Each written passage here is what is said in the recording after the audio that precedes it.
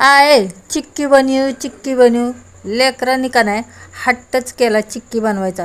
नेहमीच शेंगदाण्याची तिळाची चिक्की बनवते, पण आज म्हणलं पौष्टिक अशी मकाना चिक्की बनव. मकाना चिक्की खाया का नाही सर्वांनाच आवडते, म्हणून मकाना घेतला, तुपात चांगला परतून काढला.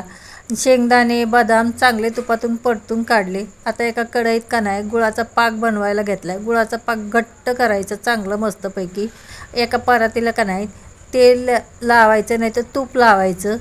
आता का नाही पाक घट्ट झाल्यावर त्याच्यावर मकाना शेंगदाणा बदामाचं सगळं मिश्रण भाजलेलं टाकून चांगलं घट्ट होसपर्यंत हलवायचं आणि परातीत काढायचं आणि चांगलं त्याला शेप द्यायचा.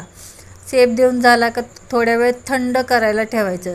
तुमची मकाना चिक्की तयार आहे. खाण्यासही चांगली लागते आणि पौष्टिक अशी लागते. आमच्या लेकरांना का नाही खूप आवडते. तुम्हालाही आवडेल. लाईक करा, शेअर करा, सबस्क्राईब करा.